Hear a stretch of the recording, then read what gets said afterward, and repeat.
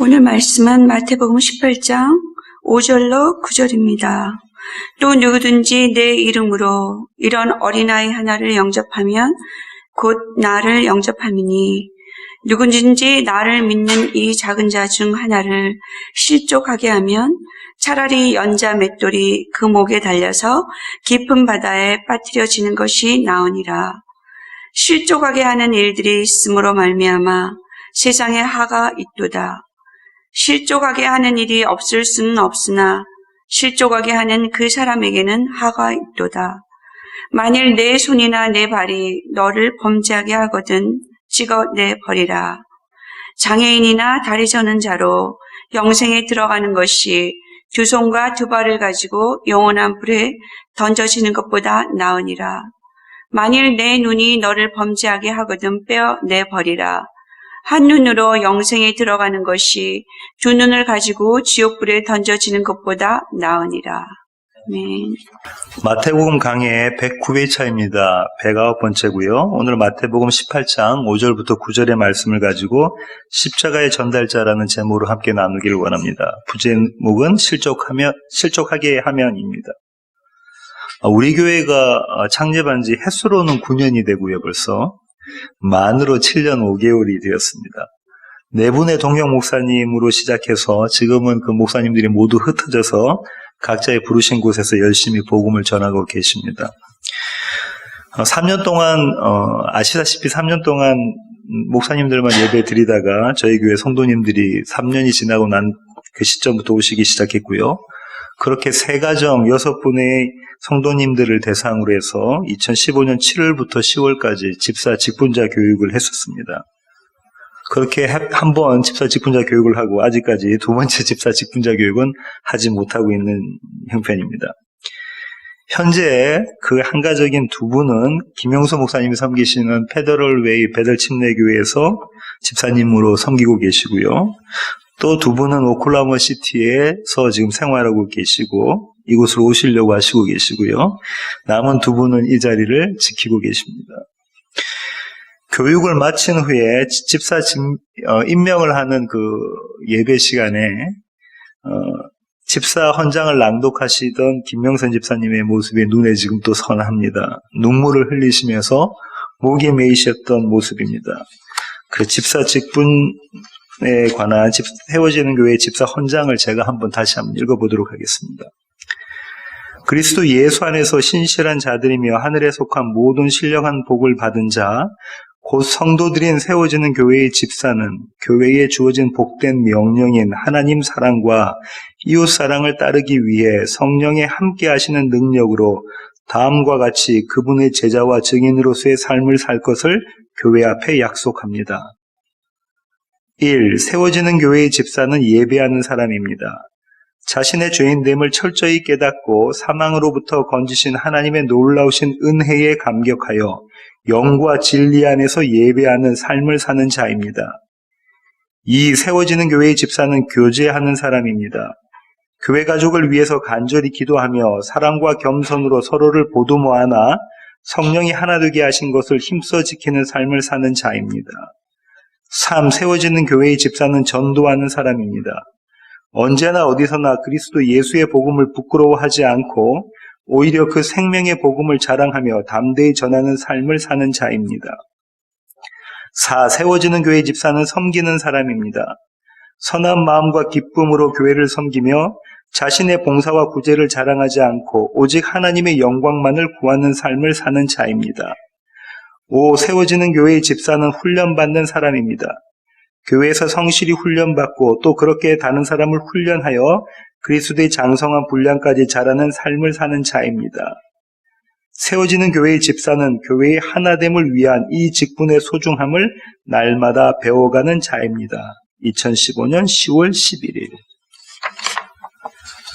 그렇게 6분의 집사님들이 이날 교회에서 임명하는 집사 직분을 감사함으로 자원함으로 또 감격하면서 받으셨습니다. 그날 집사님들이 부르셨던 그 특별 찬양이 오늘 설교 제목인 십자가의 전달자입니다. 저는 이 십자가의 전달자라는 설교 제목으로 오늘 말씀을 전하기를 원합니다. 강미애 집사님이 읽으셨던 이 오늘 본문은 어떻게 일반적으로 해석되냐면 이렇습니다. 김기성 목사님이라 분이 계시는데요. 그분과 대부분의 신학자들의 견해는 섬김의 관점에서 오늘 본문을 바라봅니다. 교회는 힘없는 자들의 목소리를 들어야 되고 경청해야 되고 그들의 입장에서 서서 생각해야 된다. 그들의 관점으로 그들의 시각으로 바라보아야 된다. 세상에서는 투명임금 취급을 당하는 사람들이 많잖아요. 그런 사람들이 교회 안에서는 당당하게 설 수 있도록 해주는 것이 교회가 건강해지는 길이다. 왜냐하면 요즘은 교회 안에서도 힘 있고 돈 있고 권력 있는 사람들이 큰 목소리를 내고 힘 없는 사람들, 또 권력이 없는 사람들, 돈이 없는 사람들은 제대로 대우를 받지 못하기 때문에 이런 말씀을 하셨겠죠. 마이클 그린이라는 신학자와 또 대다수의 신학자들은 이렇게 이야기하는데요. 이번에는 교회의 치리의 관점입니다. 교인 중 한 사람이 비도덕적인 행위를 하면 그 개인을 잘라내어버려라. 그렇지 않으면 교회 전체가 썩어진다는 거죠. 오늘 본문의 8절 9절의 말씀에 근거해서 그렇게 이야기를 합니다. 그렇죠? 8절 9절의 그 말씀은 뭡니까? 8절 9절이 네 눈이 잘못 보면 빼버리고 네 손이 잘못하면 잘라내버리고 네 발이 잘못 걸어가면 그 발도 잘라버려라. 이런 거죠. 그래서 산상순에서 이야기되고 있는 똑같은 본문이 있잖아요. 산상순의 같은 내용이 있잖아요. 그것은 개인적 입장에서 이야기했다면 오늘은 공동체적인 입장에서 그렇게 이야기하는 것이다. 이렇게 이야기를 합니다. 그리고 이 마이클 그린의 신학자는 예방대책까지 내어놓는데요. 교회는 병자나 가난한 자나 외로운 자나 마음이 상한 자들, 상심한 자들, 이런 작은 자들을 적극적으로 섬겨야 된다라고 이야기를 합니다. 그런데 큰 교회는 그렇게 섬길 수 없으니까 구역이나 목장 같은 작은 조직들, 소그룹을 만들어서 그 활동을 열심히 해야 된다. 이렇게 제안하기도 합니다. 제 입장은 어떠냐면요. 오늘 이 목사님이나 신학자가 이야기했던 모든 주장들과 견해들이 이렇게 해석될 수가 있습니다. 충분히 가능한 이야기인데요. 그런데 이 해석들을 따르다 보면 저에게 그래도 남겨진 한 가지 질문이 있는데 그게 뭐냐면요. 우리는 날마다 각종 죄를 짓습니다. 그렇죠? 오늘 이 자리에 죄를 짓지 않으신 분이 계신가요? 우리는 날마다 매일매일 죄를 짓습니다. 그런데 만약에 이렇게 약자를 섬기지 않는 죄, 이런 죄를 만약에 우리가 지었다고 한다면 그 죄가 우리가 지옥에 가야 될 그런 죄인가라는 겁니다. 왜냐하면 예수님께서 뭐라고 말씀하시냐면 그런 죄들을 안고는 천국에 들어가지 못한다. 그러니까 잘라내어라. 잘라내서 지옥불에 빠지는 것보단 천국에 가려면 잘라내고 그리고 맨몸으로 천국에 들어간 것이 훨씬 더 낫다라고 이야기하고 계시는 거죠. 주님께서 하나님의 나라를 그렇게 설명하고 계십니다. 지옥불, 그 다음에 영원히 불타는 불, 게헨나의 불, 이 불에 들어가는 것보단 그것이 낫다는 거죠. 그러면 조금 전에 이 신학자들이 이야기하는 것처럼 작은 자, 힘없고 연약한 자, 권력이 없는 자, 돈이 없는 자를 섬기지 않는 죄가 지옥에 들어갈 죄인가라는 거죠. 사도 요한은 용서받을 죄와 용서받지 못할 죄를 구분해서 이야기를 하고 있잖아요. 요한 1서로 가겠습니다. 요한 1서 5장 16절부터 17절입니다. 찾으셨으면 제가 한번 읽어보겠습니다. 누구든지 형제가 사망에 이르지 아니하는 죄 범하는 것을 보거든 구하라.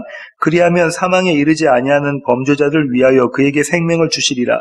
사망에 이르는 죄가 있으니 이에 관하여 나는 구하라 하지 않노라. 모든 불의가 죄로 돼 사망에 이르지 아니하는 죄도 있도다. 사도 요한이 뭐라고 이야기하고 있죠? 사망에 이르는 죄와 사망에 이르지 않는 죄가 있다라고 이야기를 하고요. 그러면 지금 주님께서 말씀하셨던 이 죄, 비도덕적인 크리스찬으로서 크리스찬 윤리적으로 비윤리적인 이 죄를 짓거나 아니면 교회 안에 있는 작은 자들을 섬기지 못할 때 이 죄는 천국에 가지 못하는 그런 죄인가라는 거죠. 여전히 이 질문이 저에게 남아 있었습니다. 오늘 이 질문을 오늘 본문을 통해서 한번 풀어보고자 합니다.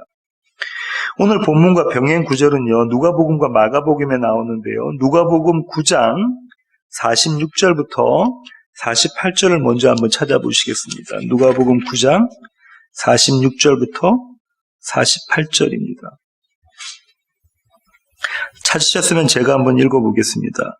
제자 중에서 누가 크냐 하는 변론이 일어나니 예수께서 그 마음에 변론한 것을 아시고 어린아이 하나를 데려다가 자기 곁에 세우시고 그들에게 이르시되 누구든지 내 이름으로 어린아이를 영접하면 곧 나를 영접하며 또 누구든지 나를 영접하면 곧 나를 보내신 이를 영접함이라. 너희 모든 사람 중에 가장 작은 자 그가 큰 자니라. 오늘 본문과 같은 내용인데 누가가 힌트를 주고 있습니다. 복선을 여기다 깔고 있죠. 작은 자를 섬기면 주님을 섬기는 것이고 주님을 섬기면 아버지 하나님을 섬기는 것이다. 작은 자와 주님 예수 그리스도와 하나님의 이것을 하나로 묶어가는 그런 모습이 여기 그려져 있다고 그렇습니다. 마가복음으로 가보실까요? 마가복음 9장입니다. 9장 36절부터 37절을 먼저 보시겠습니다. 찾으셨으면 제가 한번 읽어보겠습니다. 어린아이 하나를 데려다가 그들 가운데 세우시고 안으시며 제자들에게 이르시되 누구든지 내 이름으로 이런 어린아이 하나를 영접하면 곧 나를 영접하며 누구든지 나를 영접하면 나를 영접함이 아니요 나를 보내신 이를 영접함이니라. 이 마가는 누가와 똑같은 이야기를 여기서 하고 있다 그죠? 조금 더 보시겠습니다. 42절부터 50절입니다. 또 누구든지 나를 믿는 이 작은 자들 중 하나라도 실족하게 하면 차라리 연자 맷돌이 그 목에 매여 바다에 던져지는 것이 나으리라. 만일 내 손이 너를 범죄하게 하거든 찍어버리라. 장애인으로 영생에 들어가는 것이 두 손을 가지고 지옥 곧 꺼지지 않는 불에 들어가는 것보다 나으니라. 만일 내 발이 너를 범죄하거든 찍어버리라. 다리 저는 자로 영생에 들어가는 것이 두 발을 가지고 지옥에 던져지는 것보다 나으니라. 만일 내 눈이 너를 범죄하게 하거든 빼버리라. 한 눈으로 하나님 나라에 들어가는 것이 두 눈을 가지고 지옥에 던져지는 것보다 나으니라. 거기에서는 구더기도 죽지 않고 불도 꺼지지 아니하느니라. 사람마다 불로써 소금 치듯 함을 받으리라. 소금은 좋은 것이로되 만일 소금이 그 맛을 잃으면 무엇으로 이를 짜게 하리요? 너희 속에 소금을 두고 서로 화목하라 하시니라.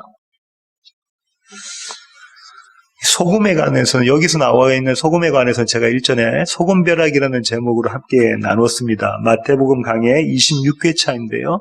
그것을 다시 한번 보셨으면 좋겠습니다.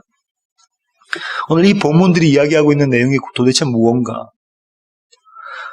천국에 들어갈 수 없는 죄, 연자 맷돌을 쥐고 물에 빠지는 것이 더 나은 그런 죄.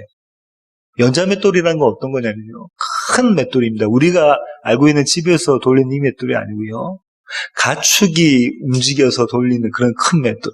그 맷돌을 가지고 물에 빠지는 것이 낫다라고 이야기를 하고 주님께서 계시잖아요. 그럼 이렇게 천국에 가지 못하는 지옥불에 던져지는 죄가 무엇인가라는 거죠. 지난 시간에 우리는 이 어린아이에 대해서 살펴봤습니다. 그죠? 어린아이가 갖고 있는 특성이 이런 거잖아요. 부모님, 특별히 아버지에게 전적으로 의존하는 관계라고 말씀을 드렸죠. 자기가 뭘 할 수가 없어요. 자기가 무슨 바르고 또 그런 것, 바르고 그런 것 이런 것들을 판단할 수 있는 그런 지각이 없는 자가 어린아이입니다. 자신의 힘으로는 아무것도 할 수 없고요. 그래서 이 어린아이의 겸손과 어린아이의 온유를 우리는 배워야 된다고 말씀을 드렸고요. 성경에서 이야기하고 있는 이 겸손은 어떤 거라고 했죠? 절대적인 힘이 위에서 밑으로 내려 눌려서 낮아진 것이라고 말씀을 드렸죠. 성경에서 말하는 온유도 뭐라고 말씀드렸죠? 이 강력한 힘이 힘에 의해서 길들여져서 이 힘이 가자는 대로 가고 서라고 하면 서는 그 순종하는 자가 온유한 자라고 말씀을 드렸습니다. 그죠? 그리고 이 강력한 힘은 예수 그리스도 그분의 의라고 말씀을 드렸습니다. 이 어린아이가 갖고 있는 특징은 이거 말고도 더 있는데요. 그 특징이 뭐냐면 이런 거죠. 보고 들은 대로 말합니다. 어린아이는, 그죠? 보고 들은 대로 말합니다. 숨기지 않습니다. 아주 어린아이는 숨기지 않습니다. 장제일 목사님은 예수님 당시에 유대 사회에 있는 어린아이에 대해서 그리고 유대 사회의 문화를 이렇게 말씀하고 계십니다. 당시 유대인들은 주로 친족 위주로 살았습니다. 그러니까 형제 자매뿐만 아니라 사촌, 육촌, 팔촌 더 나아간 더 나아가서 더 넓은 범위의 친족이 함께 살았습니다. 그런 시족 공동체로 살았는데요. 아이들은 아침에 자고 나서 일어나면, 물론 아침을 이렇게 먹고 나면, 아침밥을 먹고 나면, 아이들이 모여서 이제 놀잖아요.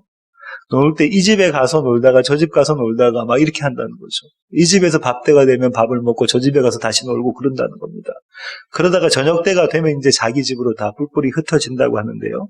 그러니까 아이들이 각 집집마다 이렇게 돌아다니면서 노니까 그 집에 어떤 일들이 일어난다는 것을 다 알고 있는 거죠. 이 아이들이. 다 알고 있습니다. 그렇게 자기들이 그날 보고 들은 것들을 저녁에 집에 모여서 가족이 식사할 때나 가족들이 함께 있을 때, 아버지 어머니가 계실 때, 형제들이 있을 때 그 얘기를 한다는 거예요. 누구 집에 갔더니 어떻고 누구 집에 가니까 어떻더라, 이런 얘기들을 했다고 해요. 요즘 같으면 이런 거죠. 누구 집에 가니까는 거실에 그냥 그 잠옷이나 속옷 같은 게 그대로 널려져 있더라. 또 누구 집에 가니까는 싱크에 설거지 안 한 그릇들이 그대로 너부러져 있더라. 또 누구 집에 가니까는 갈 때마다 가족끼리 서로 다투더라. 뭐 이런 여러 가지 정보들을 아이들이 갖고 있고 그것들을 집에서 이야기한다고 합니다. 그래서 어른들은 아이들이 자기 집에 올 때에 조심했다고 하죠. 그들의 눈, 그들의 귀, 이런 것들을 조심했다고 합니다. 성경은요, 예수님을 어린아이로 오신 분이라고 이야기하고 계십니다. 그죠? 이사야 9장 6절로 가보실까요? 저와 여러분이 너무나 잘 알고 있는 구절인데요. 이사야 9장 6절입니다. 이는 한 아기가 우리에게 낳고 한 아들을 우리에게 주신 바 되었는데 그의 어깨에는 정사를 메었고 그의 이름은 기묘자라 모사라 전능하신 하나님이라 영존하시는 아버지라 평강의 왕이라 할 것이라. 한 아기가 우리에게 낳았다고 하죠. 그죠? 한 아들을 우리에게 주신 바 되셨다. 하늘에 계신 아기가, 하늘에 계신 하나님이 우리에게 아기로 오셨다라고 이야기하고 있네요. 우리를 위해서, 우리에게 아기로 오셨다고 합니다. 그분은 곧 하나님이시다라고 이사야가 이야기하고 있습니다. 이 아기가 하셨던 건 뭐냐면요, 보고 들은 것을 그대로 전하는 것이었습니다. 아버지로부터 보고 들은 것을 그대로 전하는 것이었습니다. 요한복음 3장 31절부터 36절 보시겠습니다. 요한복음 찾으셨으면 제가 한번 읽어보겠습니다. 위로부터 오시는 이는 만물 위에 계시고 땅에서 난 이는 땅에 속하여 땅에 속한 것을 말하느니라. 하늘로부터 오시는 이는 만물 위에 계시나니 그가 친히 보고 들은 것을 증언하되 그의 증언을 받는 자가 없도다. 하늘에서 친히 보고 들은 거죠. 그의 증언을 받는 자는 하나님이 참되시다는 것을 인쳤느니라. 무슨 말이냐면 아무도 세상은 그의 증언을 받는 자가 없는데 그 중에 누군가가 하나님의 이분의 말씀을 하늘로부터 듣고 보신 것을 전하는 것을 듣고 받아들이는 자가 있다면 이들은 하나님으로부터 인침을 받았다는 겁니다. 하나님이 보내신 이는 하나님의 말씀을 하나니 이는 하나님이 성령을 한량없이 주심이니라. 아버지께서 아들을 사랑하사 만물을 다 그의 손에 주셨으니 아들을 믿는 자에게는 영생이 있고 아들에게 순종하지 아니하는 자는 영생을 보지 못하고 도리어 하나님의 진노가 그 위에 머물러 있느니라. 어린 아기가 우리에게 왔는데요. 이 어린 아기가 전한 것, 보고 들은 것을 믿는 자는 영원한 생명을 얻고 그렇지 못하는 자는 영원한 불이 타오르는 그곳에 지옥에 들어갈 것이다라고 이야기하고 있네요. 여기서 또 요한이 힌트를 주고 있습니다. 그렇죠? 한 장 넘기셔서 요한복음 5장 30절입니다. 내가 아무것도 스스로 할 수 없노라. 듣는 대로 심판하노니 나는 나의 뜻대로 하려 하지 않고 나를 보내신 이의 뜻대로 하려 함으로 내 심판은 의로우니라. 예수님께서 스스로 뭐라고 말씀하셨냐면 나는 내 뜻대로 하지 않고 나를 보내신 이에게 듣고 본 것을 그대로 전한다. 나는 악이다. 이렇게 이야기하고 계시네요. 오늘 본문에서 실족하다라는 이야기가 나왔잖아요. 실족하게 하면, 작은 자를 실족하게 하면 어떻다고요? 지옥에 간다고 얘기했잖아요. 성경에서 이야기하는 실족이라는 게 도대체 뭔가라는 거죠. 원어적으로는 이 실족이라는 것은 어떻게 헬라로 이야기하냐면 스칸달리온이라고 합니다. 스칸달리온. 마태복음에 무려 13번이나 등장하는데요. 영어 스캔들의 어원입니다. 저와 여러분이 잘 알고 계시잖아요. 누가 스캔들이 있었다.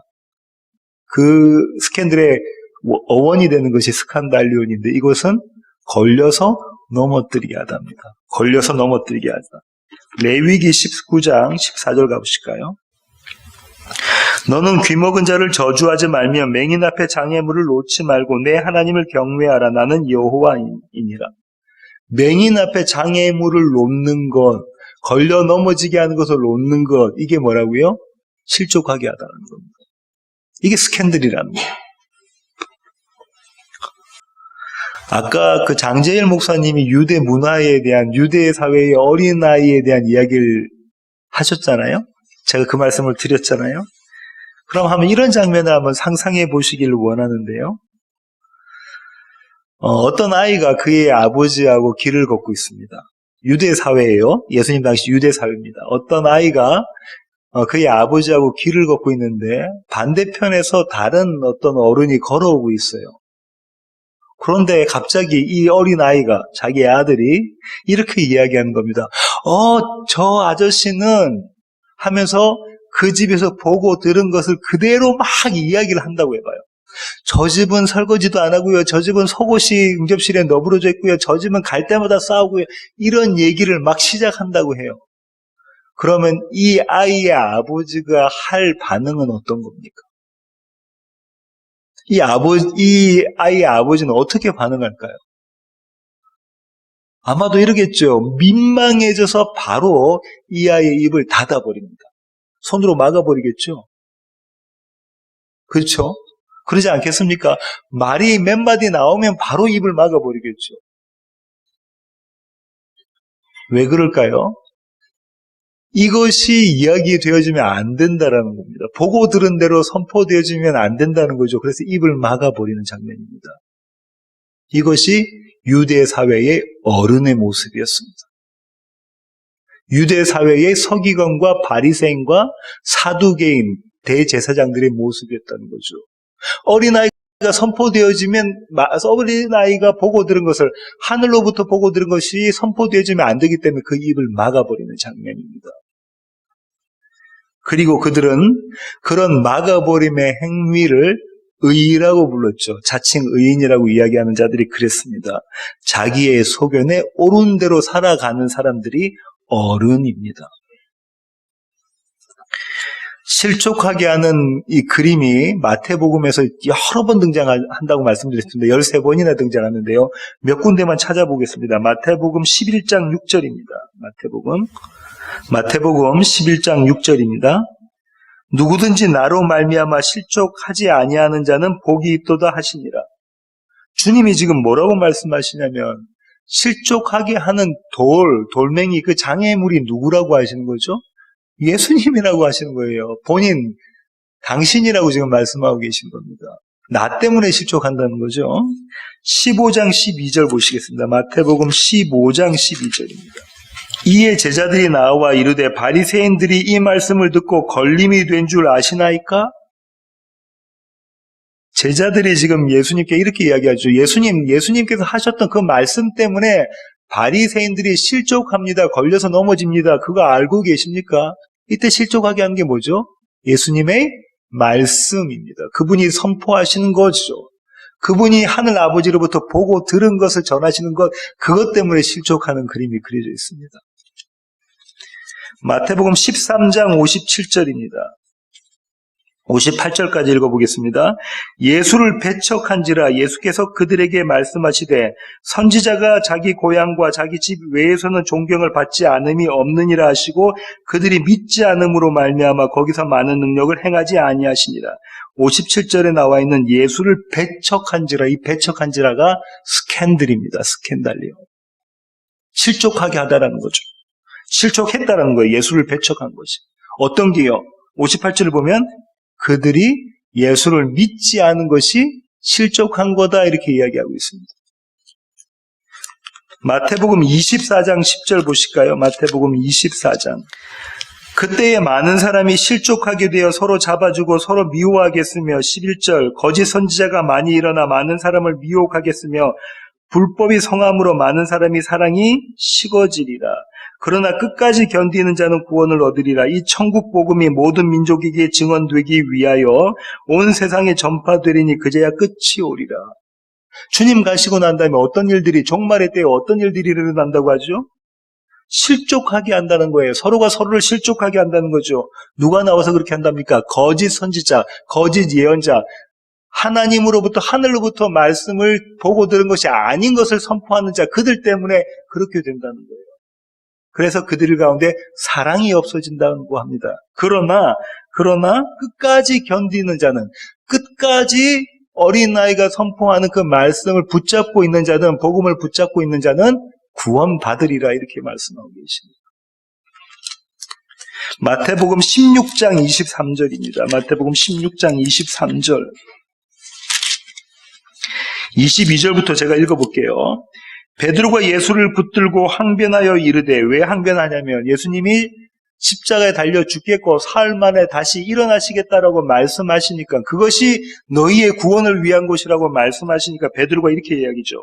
베드로가 예수를 붙들고 항변하여 이르되, 주여 그리 마옵소서, 이 일이 결코 주께 미치지 아니하리이다.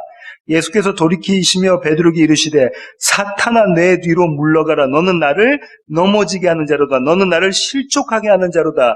내가 하나님의 일을 생각하지 아니하고 도리어 사람의 일을 생각하는도다 하시고, 이것이 실족하게 하는 겁니다. 어떤 거가요?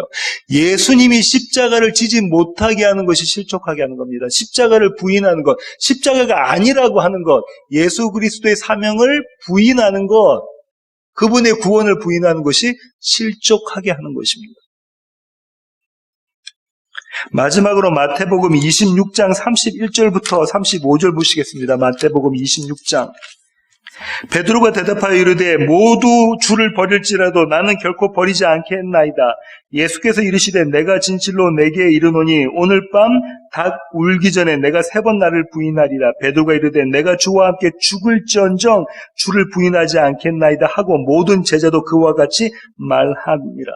여기서요 33절에 베드로가 대답하여 이르되, 모두 주를 버릴지라도, 이 주를 버릴지라도가 실족하다라는 겁니다. 모두 예수를 버릴지라도, 나의 선생님이신 주님을 버릴지라도, 그렇게 실족할지라도 나는 실족하지 않겠습니다라고 베드로가 이야기하고 있죠. 근데 주님 뭐라고 말씀하시면, 너 실족할 거야 라고 말씀하고 계시네요. 실족하다의 개념, 스캔들의 개념이 이해가 되십니까? 뭡니까? 예수님을 믿지 않는 것, 예수님의 말씀을 그대로 받아들이지 않는 것, 예수님의 십자가를 부인하는 것, 예수님을 배신하는 것입니다. 예수님을 버리는 것, 그것이 실족하는 겁니다.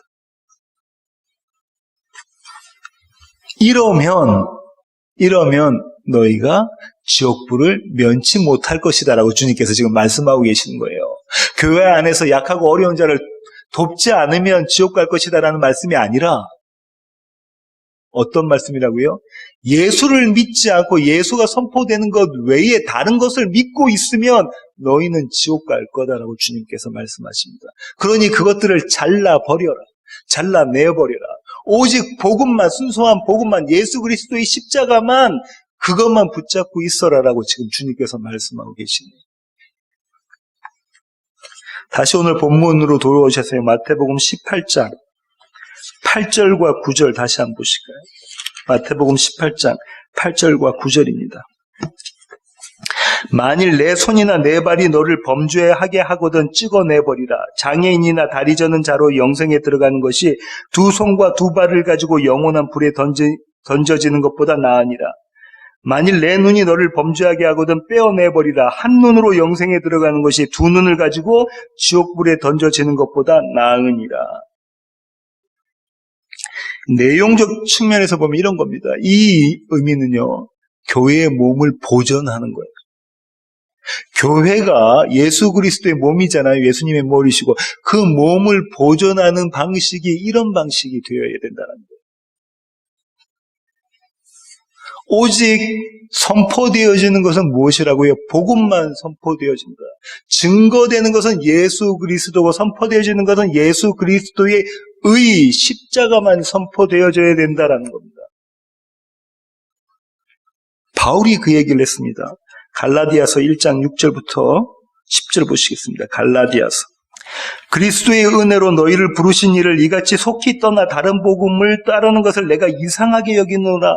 지금 뭐라고 이야기하고 있죠? 바울이 갈라디아 교회에게 너희가 어떻게 그렇게 복음을 예수 그리스도의 십자가 오직 예수 그리스도만을 믿는 것이 복음이라고 내가 가르쳤는데 어떻게 그렇게 빨리 떠날 수가 있느냐? 다른 복음은 없나니 다만 어떤 사람들이 너희를 교란하여 그리스도의 복음을 변하게 하려 합니다. 그러나 우리나 혹은 하늘로부터 온 천사라도 우리가 너희에게 전한 복음 외에 다른 복음을 전하면 저주를 받을지어다. 우리가 전에 말하였거니와 내가 지금 다시 말하노니 만일 누구든지 너희가 받은 것 외에 다른 복음을 전하면 저주를 받을지어다. 지옥불에 들어갈 거라는 거죠. 이제 내가 사람들에게 좋게 하랴 하나님께 좋게 하랴 사람들에게 기쁨을 구하랴 내가 지금까지 사람들의 기쁨을 구하였다면 그리스도의 종이 아니니라.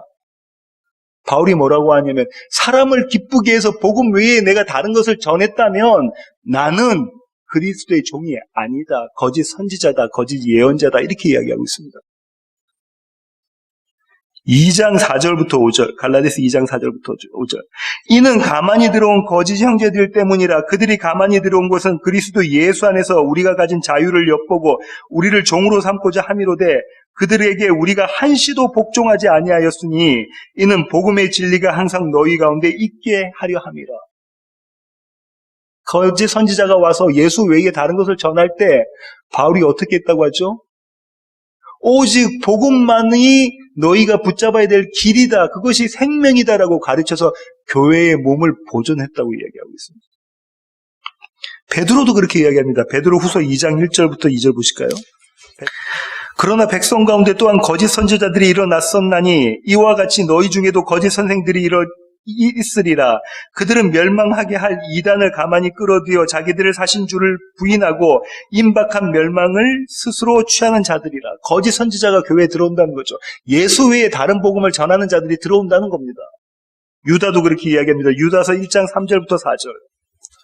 성도에게 단번에 주신 믿음의 도를 위하여 힘써 싸우라는 편지로 너희를 권하여야 할 필요를 느꼈노니 이는 가만히 들어온 사람 몇이 있습니다. 그들은 옛적부터 이 판결을 받기로 미리 기록된 자니 경건하지 아니하여 우리 하나님의 은혜를 도리어 방탕한 것으로 바꾸고 홀로 하나이신 주제 곧 우리 주 예수 그리스도를 부인하는 자니라. 바울이, 베드로가, 유다가 교회의 몸을 보존하는 것, 교회가 교회답게 되는 것, 예수 그리스도의 몸으로 건강하게 유지되는 것을 뭐라고 이야기하는 거죠? 거짓 선지자들을 잘라버려라. 거짓 복음을 잘라버려라. 그렇게 너희는 순수한 너희의 복음을 붙잡고 있어라. 오직 예수 그리스도와 그분의 의 대신 십자가를 붙잡고 있어라. 이렇게 이야기합니다. 모든 사도들이 그 얘기를 하고 있는 거예요. 그때부터 지금까지. 이 복음의 내용을 너희들이 지켜라.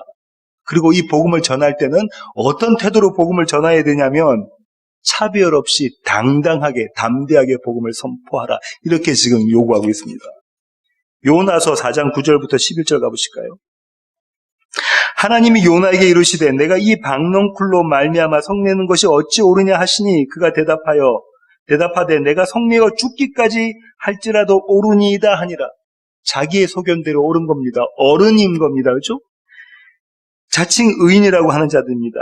여호와께서 이르시되 내가 수고도 아니하고 재배도 아니하고 하룻밤에 났다가 하룻밤에 말라버린 이 박넝쿨을 아꼈거든. 하물며 이 큰 성읍 니느웨에는 좌우를 분별하지 못하는 어린아이가 12만여 명이요 가축도 많이 있나니 내가 어찌 아끼지 아니하겠느냐 하시니라. 너희는 차별 없이 예수 그리스도의 복음을 선포해라.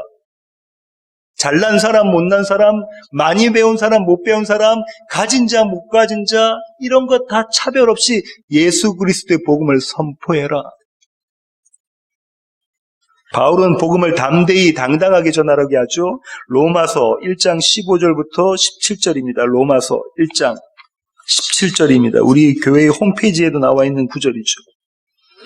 내가 복음을 부끄러워하지 아니하노니 이 복음은 모든 믿는 자에게 구원을 주시는 하나님의 능력이 됨이라. 먼저는 유대인에게요 그리고 헬라인에게로다. 복음에는 하나님의 의가 나타나서 믿음으로 믿음에 이르게 하나니 기록된 바 오직 의인은 믿음으로 말미암아 살리라 함과 같으니라. 너희가 복음을 전할 때 담대히 당당하게 전해라. 숨어서 복음 전하지 마라. 네 삶이 복음이어야 된다. 이렇게 말씀하고 계십니다. 이것이 교회가 교회답게 유지되는 방식이다. 라고 주님께서 말씀하고 계십니다. 정리해보면요. 교회가 예수님을 머리로 하고 그 몸을 유지하는 방법은 복음을 차별 없이 오직 예수 그리스도만 전하는 그 복음을 차별 없이 담대히 당당하게 선포하는 것입니다. 어디에서요? 교회 내에서요? 어디에서요? 내 안에서요? 어디에서요? 교회 밖에서요. 내 안에, 우리 교회 안에, 우리 교회 밖에서 복음을, 온전한, 순전한 복음을 당당하게 차별 없이 선포하는 것, 그것이 교회가 교회다운 모습으로 세워지는 것이다라고 주님께서 말씀하고 계십니다. 오늘 설교의 결론을 맺도록 하겠습니다. 교회의 사명은요, 십자가의 전달자입니다. 오늘 설교 제목처럼. 교회 사명은 뭐라고요? 오직 십자가를 전달하는 것, 십자가를 선포하는 것, 십자가를 전하는 것이 교회의 사명입니다. 예배 때도 십자가를 전해야 되고요. 교육하고 설교하고 가르칠 때도 오직 십자가를 전해야 되고요. 교제하러 모였을 때도 십자가가 중심이 되어져야 되고요. 말씀을 선포할 때도 밖에 나가서 복음을 전하고 전도하고 선교할 때도 오직 십자가만 전해줘야 되고요. 또 우리가 봉사하고 헌신할 때도 오직 십자가가 전해져야 됩니다. 그것이 교회의 사명입니다. 그렇다면 제가 여러분께 여쭤보겠습니다. 목사의 사명은 뭡니까? 이 자리 앞에 서 있는 이 백 목사가 갖고 있는 목사의 사명은 뭡니까? 역시 십자가의 전달자입니다. 3년 반 전에, 아까 말씀드린 것처럼 3년 반 전에 집사 직분자 교육을 했었다고 말씀을 드렸죠. 그때의 목사의 직분에 대해서도 저희가 살펴봤습니다. 제가 앞에서 강의를 하며 우리 김명수 목사님이 동영 목사님이셨으니까 목사님에게 목사님, 목사의 직분이 언급되어져 있는, 기록되어져 있는 베드로전서 5장 1절부터 4절을 한번 읽어주세요라고 제가 말씀드렸죠. 그때 김 목사님이 눈물을 뿌리시면서 이 구절을 읽으셨습니다. 베드로전서 5장 1절부터 4절입니다. 너희 중 장로들에게 목사들에게 권하노니 나는 함께 장로된 목사된 자요 그리스도의 고난의 증인이요 나타날 영광에 참여할 자니라. 너희 중에 있는 하나님의 양 무리를 교회의 성도들을 치되 억지로 하지 말고 하나님의 뜻을 따라 자원함으로 하며 더러운 이득을 위하여 하지 말고 기꺼이 하며 맡은 자들에게 주장하는 자세를 하지 말고 양 무리의 본이 되라.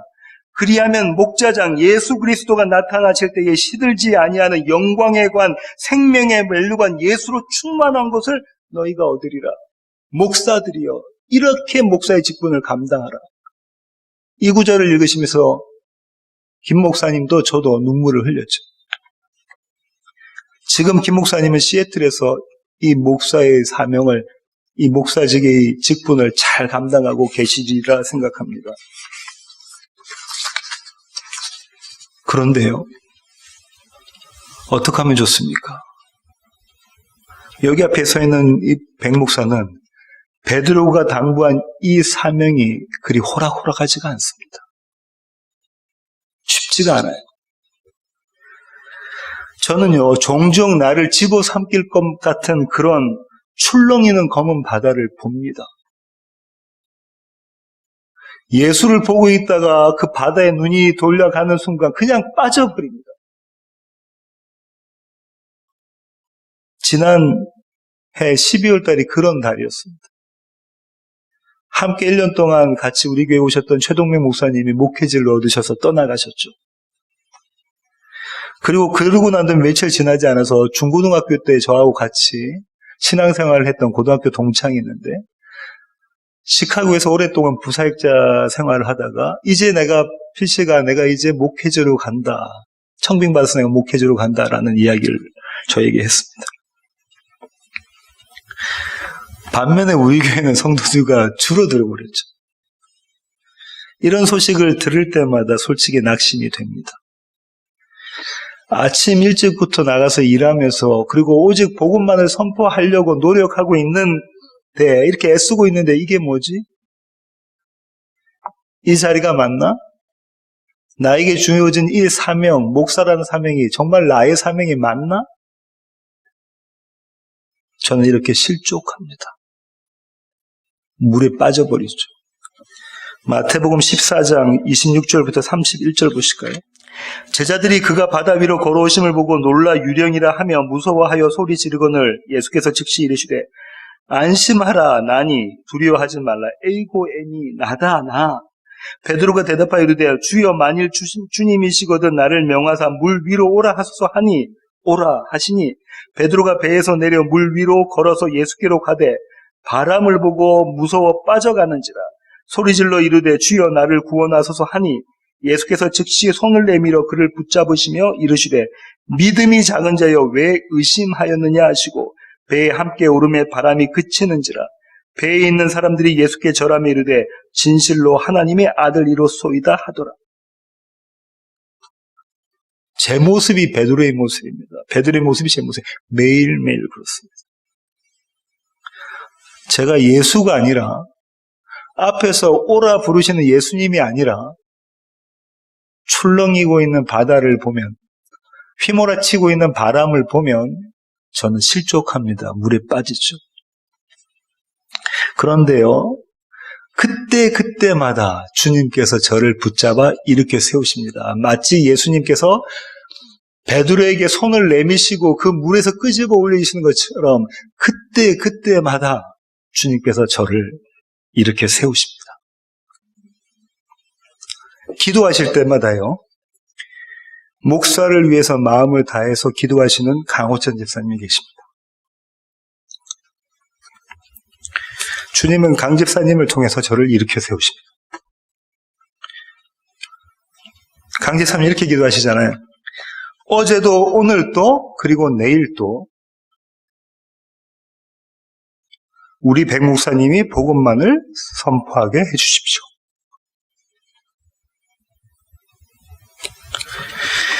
성경 공부를 하고 계시는 강미애 집사님이 우리 젊은 교회 가족을 가르치고 계시는 강미애 집사님이 저를 위로합니다. 금요일마다 성경 공부가 끝나시고 저에게 전화를 주시죠. 목사님 오늘 이 친구들이 복음을 이렇게 깨달았습니다. 기쁘시죠? 그러니까 힘내십시오.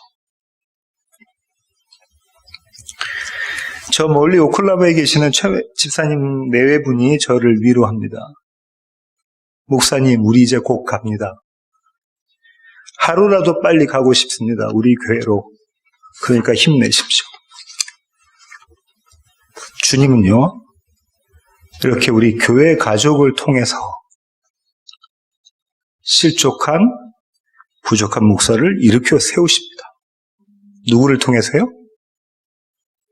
교회 가족 여러분을 통해서 그 일을 해내십니다.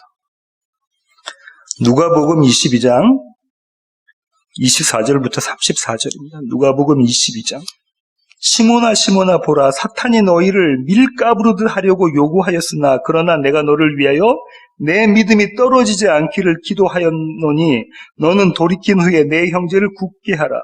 그가 말하되 주여 내가 주와 함께 오게도 죽는 데에도 가기를 각오하였나이다. 이르시되 베드로야 내가 내게 말하노니 오늘 닭 울기 전에 내가 3번 나를 모른다고 부인하리라 하시니. 이게 베드로의 믿음이잖아요. 이게 백 목사의 믿음이잖아요. 내가 주님을 따라가겠습니다. 주님이 나에게 주신 그 사명, 십자가의 전달자의 사명 제가 꼭 반드시 지켜내겠습니다. 라고 고백하는 베드로에게 백 목사에게 주님 뭐라고 말씀하시냐면요. 아니 오늘 닭이 울기 전에 3번 울기 전에 네가 나를 모른다고 부인할 거야. 실족할 거야. 스캔들 할 거야. 그런데 있잖아. 네가 내 양을 치는 것은 왜인 줄 아니? 내가 너를 밀가부르듯이, 사탄이 너를 밀가부르듯이 그렇게 흔들 때에, 그렇게 네가 요렇게 흔들리고 저렇게 흔들리고 그때마다 내가 너를 꽉 붙잡고 있도록 기도하고 있다.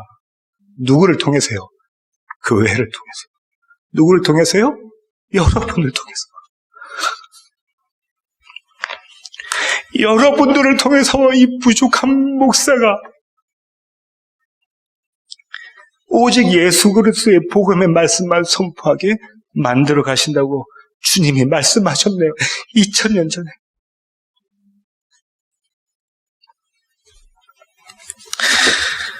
바울이 이렇게 얘기합니다. 에베소서 6장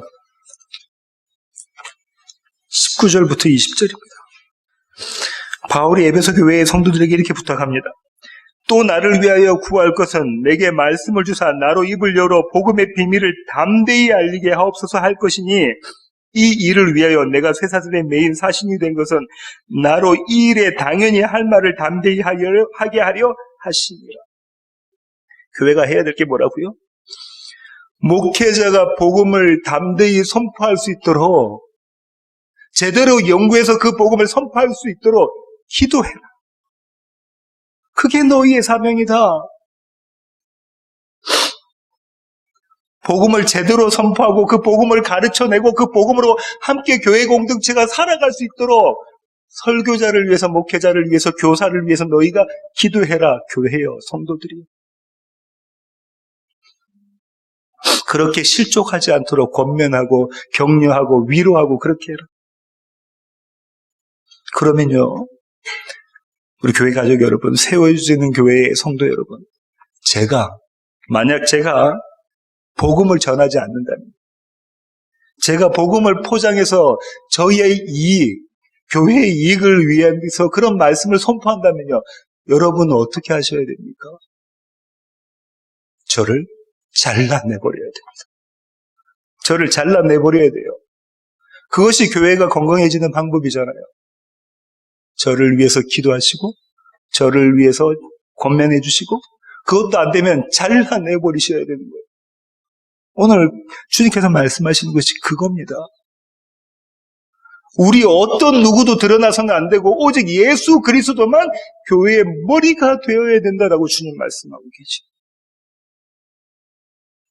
이 길이 교회가 건강하게, 교회가 교회답게, 교회가 그렇게 세워지는 길입니다. 유일한 길이. 오늘 저는 3년 반 전에 우리 교회 집사님들이 찬양하셨던 그 십자가의 전달자라는 찬양을 함께 부르기를 원합니다. 우리 다니는 앞으로 나와서 반주를 좀 붙어가고요. 그 찬양을 부르기 전에 로마서 10장으로 한번 가보시겠습니다. 로마서 10장 13절부터 15절입니다. 로마서 10장 13절부터 15절 찾으셨으면 한 목소리로 읽어보기를 원합니다. 누구든지 주의 이름을 부른 자는 구원을 받으리라. 그런즉 그들이 믿지 아니하는 하는 일을 어찌 부르리요? 듣지도 못한 일을 어찌 믿으리요? 전파하는 자가 없이 어찌 들으리요? 보내심을 받지 아니하였으면 어찌 전파하리요? 기록된 바 아름답도다. 좋은 소식을 전하는 자들의 발이여 함과 같으니라. 누가 보내신다고 하십니까? 아버지가 보내신다고 하시네요. 저와 여러분의 전함이 없으면 복음을 듣지 못한다고 하네요. 저와 여러분의 삶이 이 복음을 전달하는 삶이 되어야 합니다. 그래야 교회가 됩니다. 직장에서도 만날 때, 다른 사람을 만날 때마다, 어떤 기회가 주어질 때마다 복음을 선포하십시오.